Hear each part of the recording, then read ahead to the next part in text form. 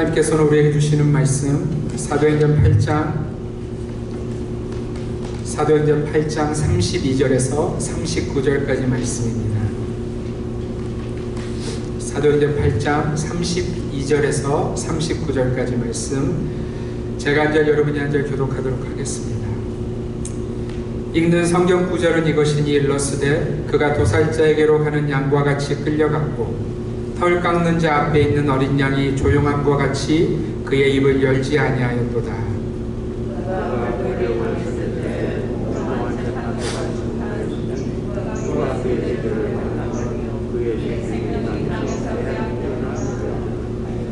그 내시가 빌립에게 말하되 청컨대 내가 묻노니 선지자가 이 말한 것이 누구를 가리킴이냐, 자기를 가리킴이냐 타인을 가리킴이냐.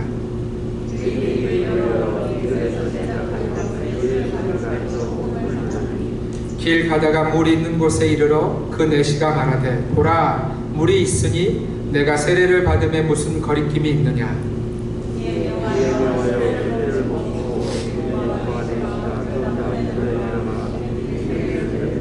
우리 함께 읽겠습니다.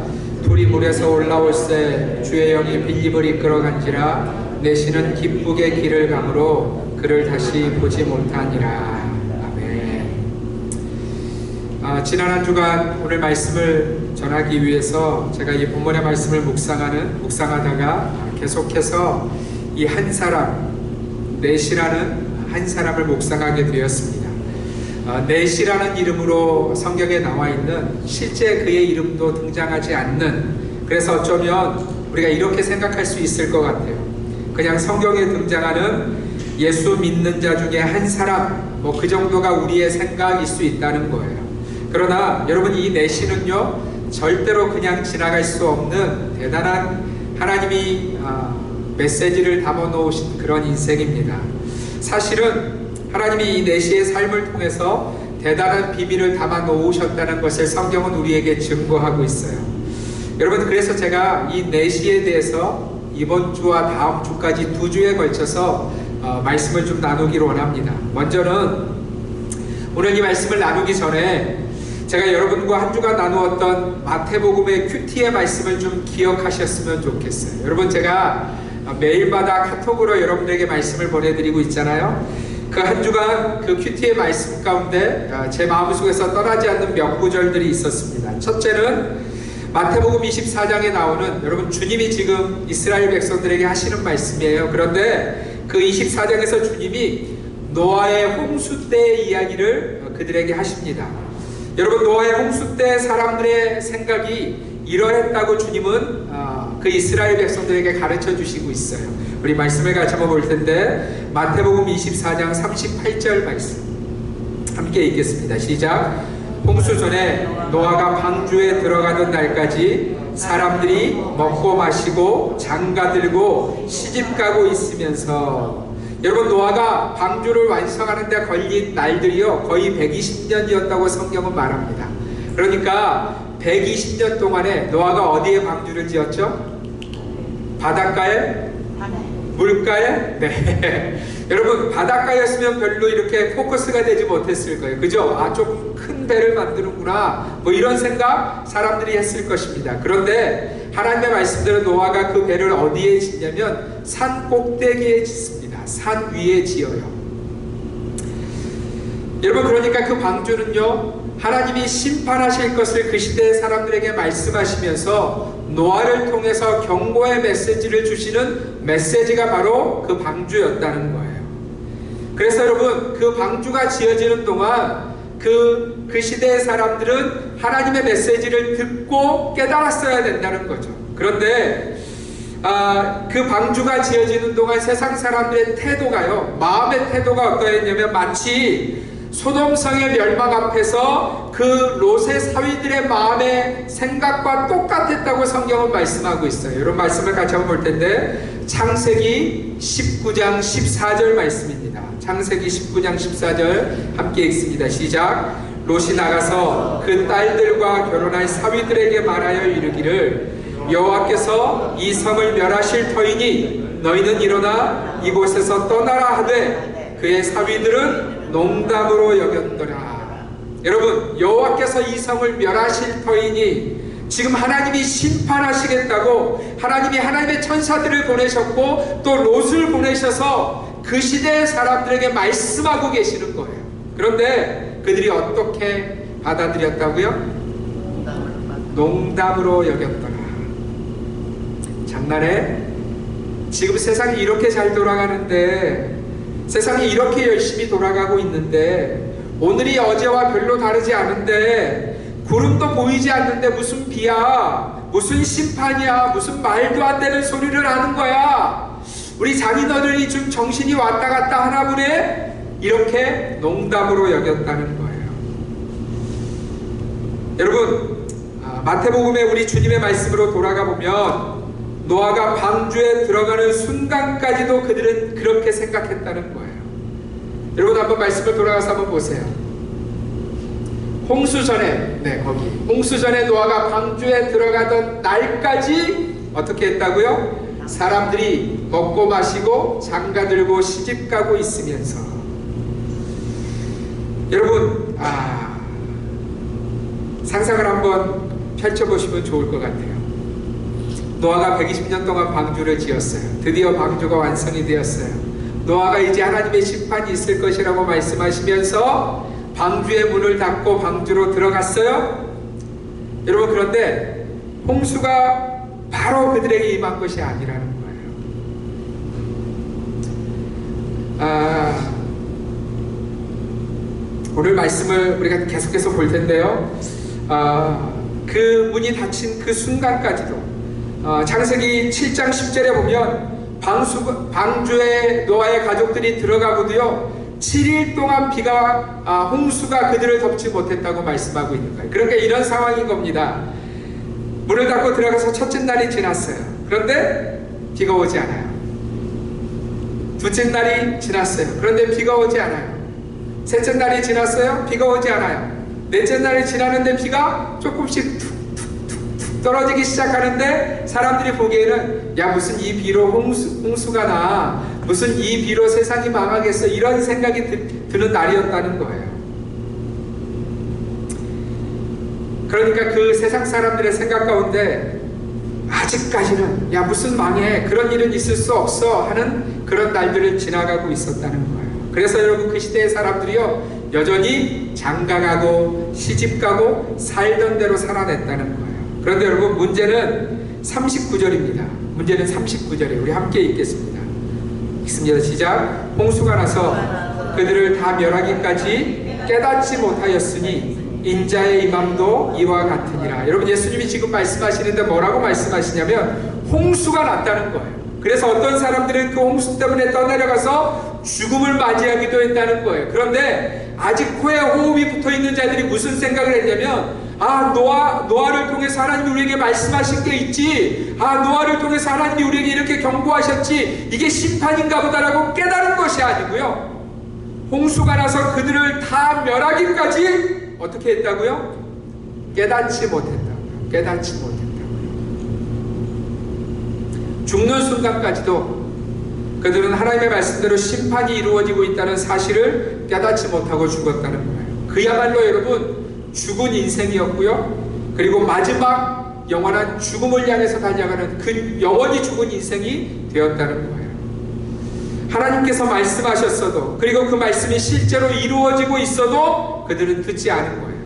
심지어 그 죽는 순간까지도 그들은 하나님의 살아계심과 하나님의 심판을 깨닫지 못했다는 거예요. 여러분, 얼마나 안타까운 인생들인가요? 두 번째로 안타까운 인생은요, 제가 지난주 큐티에 어제 나눴던 그 미련한 5 처녀들이에요. 여러분, 이들을 잘 기억하시기를 바랍니다. 여러분, 이 미련한 5 처녀가요 잔치집 앞에 있지 않은 것이 아니에요. 잔치집 앞에 있어요. 잔치를 기대하며 기다리고 있어요.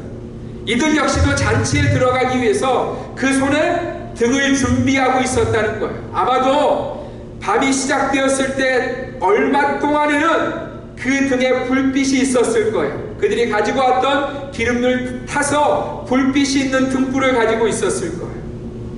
그런데 여러분, 그 잔치의 신랑이 그들이 생각하는 시간보다 더뎌지는 거예요. 오는 것이 더뎌지는 거예요. 그래서 밤이 자꾸만 깊어져 가는 겁니다. 그럼에도 여러분, 그들 옆에 있던 슬기로운 5 처녀들은요, 그 밤을 위해서, 그 더뎌지는 시간을 위해서 무엇을 준비했냐면 기름을 준비했다는 거예요. 그런데 이 어리석은 처녀들은요, 잔치집 문 앞에 있지만 손에 등을 준비하기는 했지만 기름을 준비하지 않은 거예요. 아마도 이런 생각을 하는 것 같아요. 금방 오겠지. 금방 오실 거야. 야, 내가 이만큼 기름 가지고 있으니까 그때까지는 괜찮을 거야. 그 전에 신랑이 올 거야. 이런 생각을 했던 것 같아요.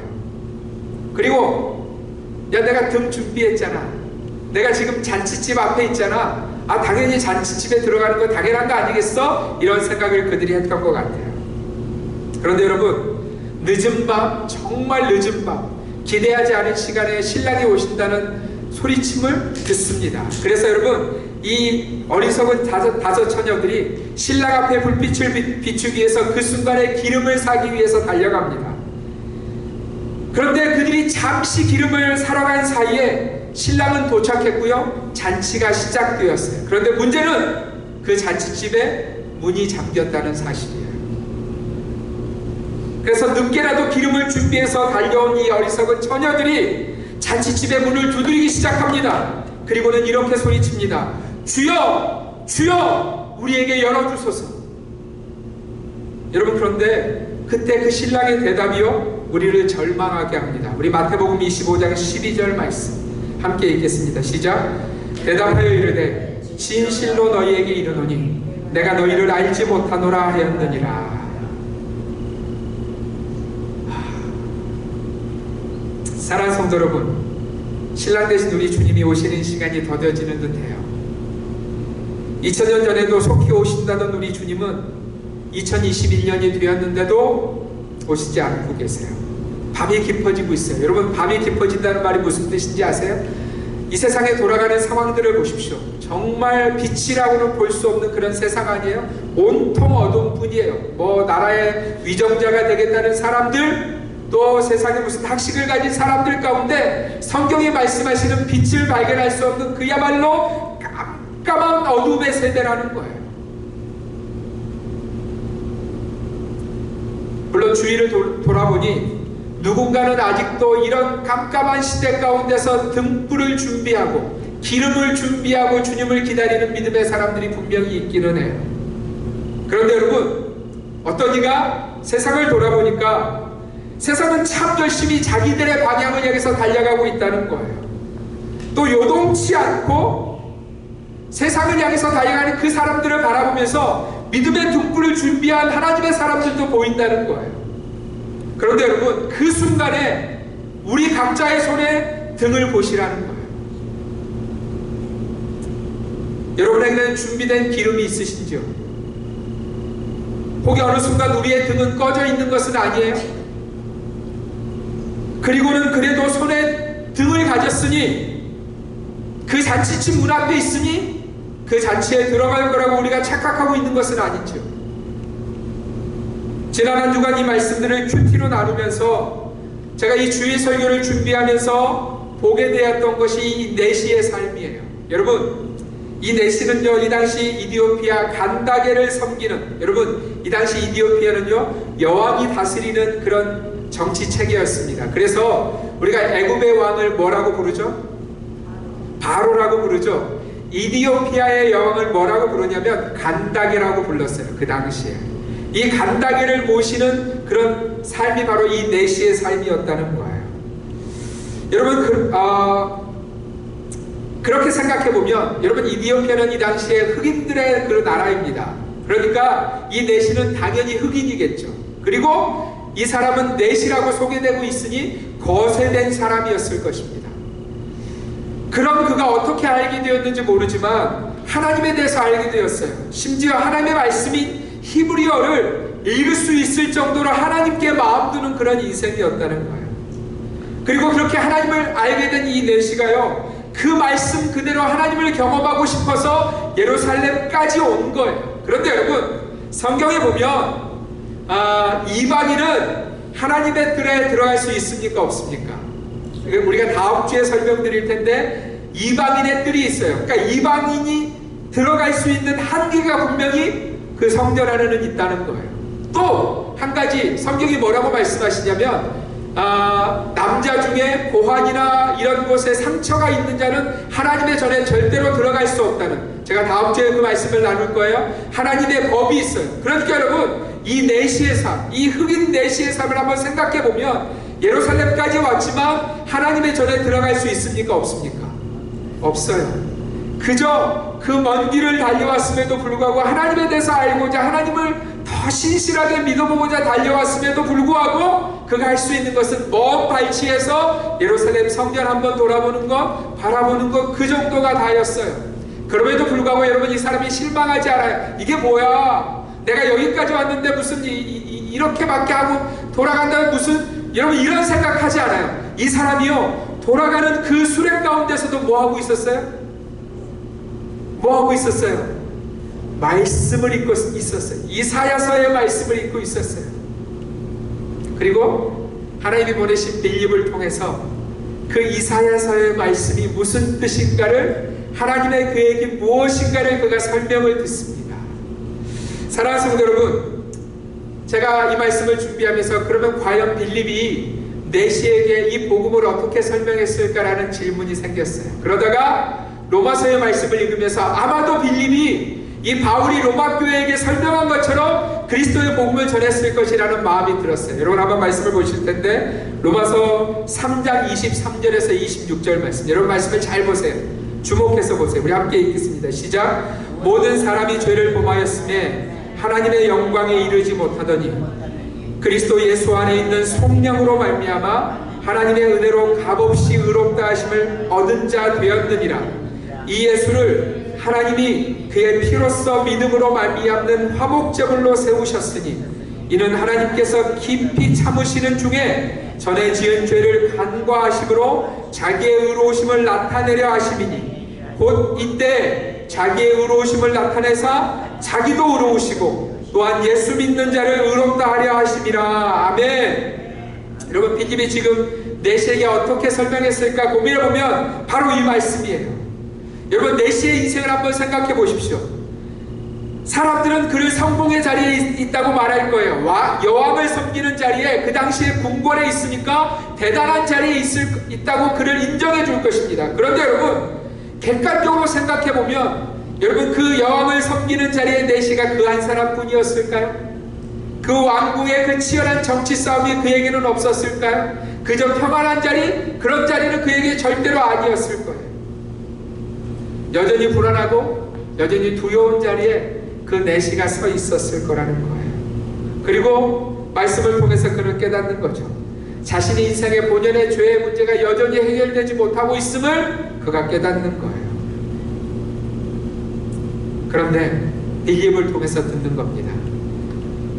한 분이, 그 예수 그리스도가 자신을 대신해서, 자신의 죄를 대신해서 하나님 앞에서 십자가에 죽으셨음을 그가 듣게 되어진 거예요. 그리고 그분의 은혜로 말미암아 자신이 예루살렘 성에 도착했지만 이방인이라는 이유로, 거세된 자라는 이유로 그저 하나님 앞에 나아갈 수 없던 자신의 삶이 아니라 하나님 앞에 나아가게 되었다는 그 놀라운 복음을, 하나님을 대면하게 되었다는 그 놀라운 복음을 이 내시가 들은 거예요. 이 생명의 말씀이 그에게 들려졌다는 사실이에요. 사랑하는 성도 여러분, 이 말씀이 내시에게 주어질 때요, 이 사람이 농담으로 듣지 않았어요.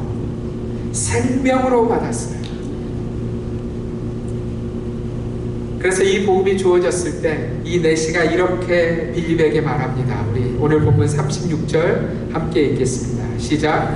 길 가다가 물 있는 곳에 이르러 그 내시가 말하되 보라, 물이 있으니 내가 세례를 받음에 무슨 거리낌이 있느냐. 여러분, 지금 내시가 뭐라고 이야기하는 거예요? 세례 받고 싶다고 이야기하는 거예요. 여러분, 이 세례는요, 우리가 생각하는 그냥 머리에 물 몇 방울 뿌리는, 아니면 물속에 들어갔다 나오는 그런 미닝이 절대 아니에요. 여러분, 이 내시가 지금 세례를 받겠다는 고백은 그가 세례의 참된 의미를 깨닫고 지금 이렇게 고백하는 거예요. 그러면 여러분, 세례의 참된 의미가 무엇인지 한번 보겠습니다. 로마서 6장 3절에서 5절 말씀, 로마서 6장 3절에서 5절 함께 읽겠습니다. 시작. 무릇 그리스도 예수와 합하여 세례를 받은 우리는 그의 죽으심과 합하여 세례를 받은 줄을 알지 못하느냐?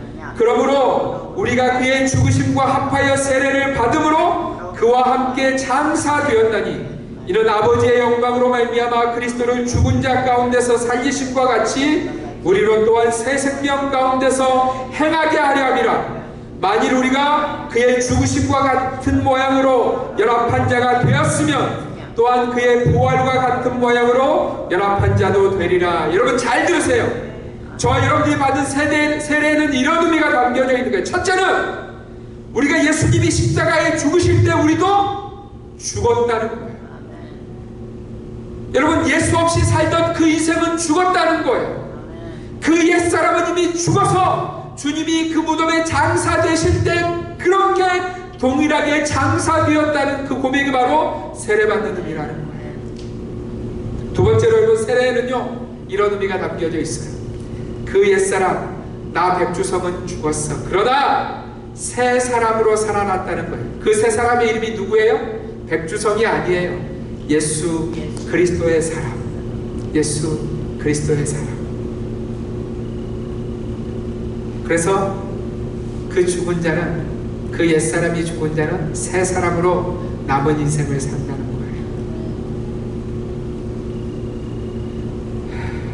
사랑하는 성도 여러분, 지금 내시가 바로 그 고백을 하고 있는 거예요. 그 치열한 왕궁 한 구석에서 내시라는 삶의 여건 가운데서 그저 그 가운데서 살아남기 위해서 몸부림치던 오직 한 여인, 그 여왕의 마음에 들기 위해서 살던 삶을 살던 내가 이제는 더 이상 그 옛사람으로 살지 않고 나를 위해서 죽으신 예수님을 살겠다고 그가 고백하는 고백이 바로 보라 물이 있으니 내가 세례를 받음에 무슨 거리낌이 있느냐라는 고백이라는 거예요. 사랑하는 성도 여러분, 성경은 이 내시의 고백은요 회개라고 우리에게 가르쳐줍니다. 더 이상 옛사람으로 살지 않는 것, 더 이상 옛사람의 그 걸음을 걷지 않는 것, 더 이상 예수 없는 자로 살던 그 삶의 걸음을 걷지 않겠다는 그 고백, 이제는 새 생명을 얻은 자의 삶으로 살겠다는 그 돌아서 그 회개가 바로 기쁨의 소식인 복음을 통해서 예수 만난 자의 삶의 고백이라고 성경은 말씀하시는 거예요.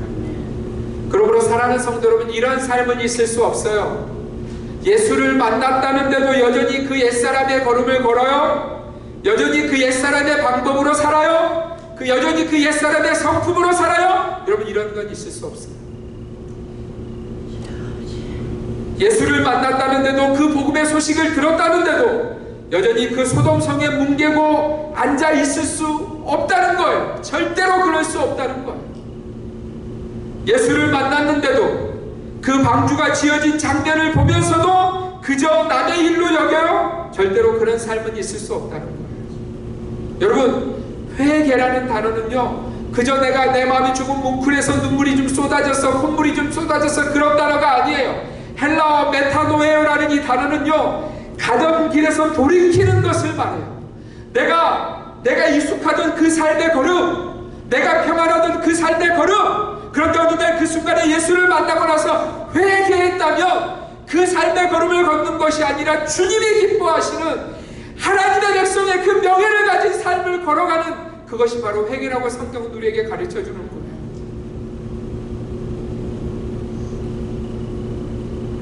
사랑하는 성도 여러분, 이 세례, 이 회개가 그 인생에 나타났을 때 여러분 그 인생이 어떻게 변했는지 아세요?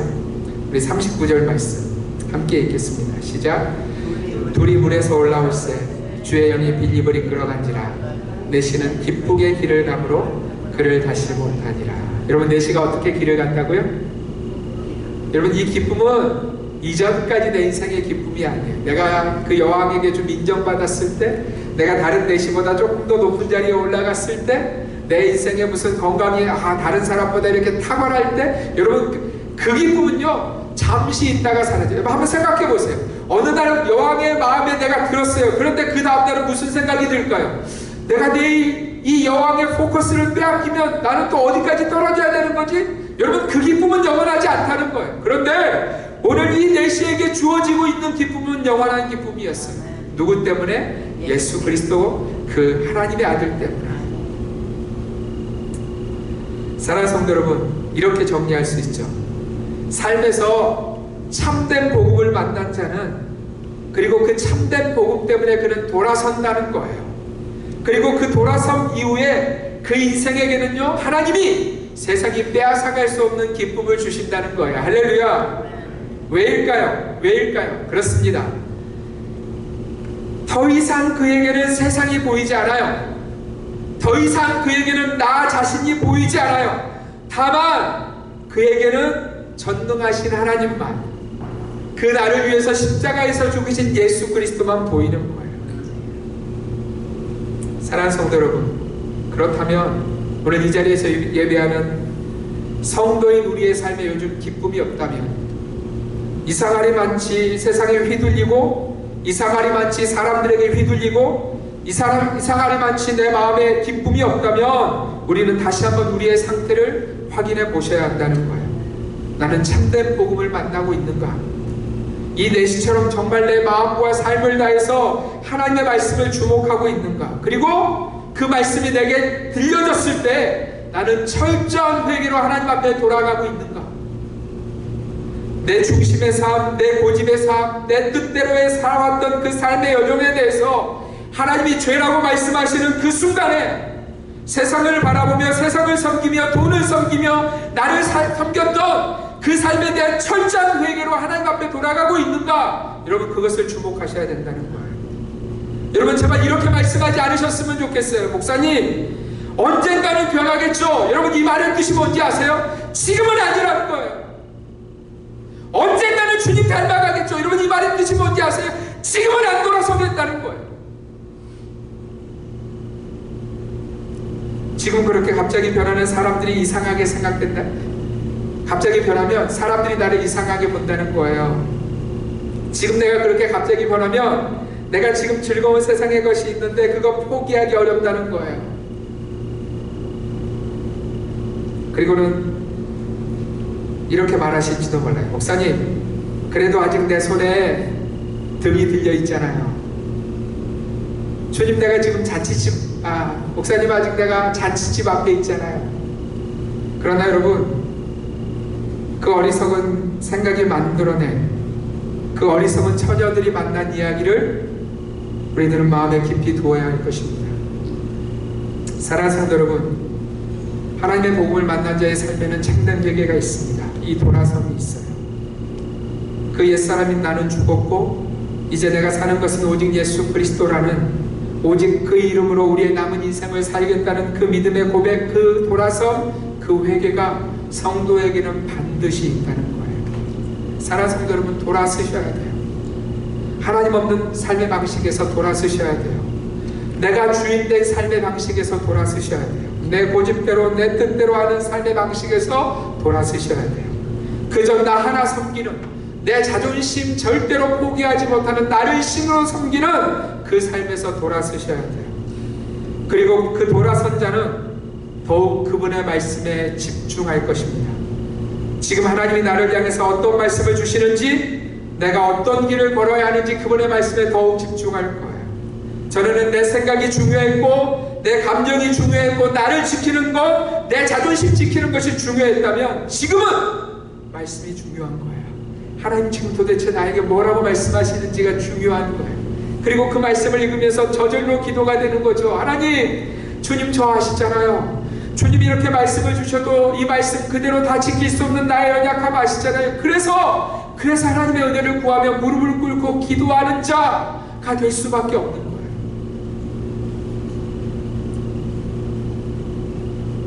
사랑하는 주님의 교회 성도 여러분, 그 자리에 서 계시기를 바랍니다.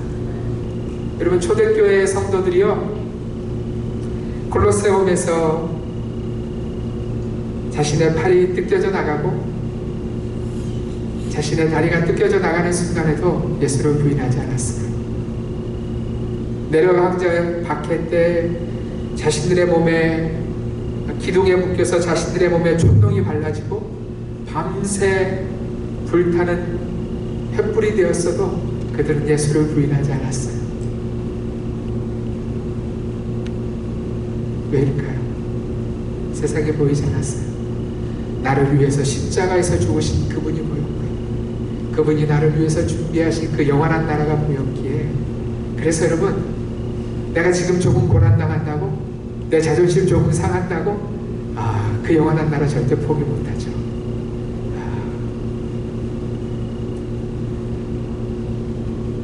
이 회개 자리에 저와 여러분이 서 계시길 바랍니다. 이 돌아섬이 우리의 삶 가운데 있으시길 바랍니다.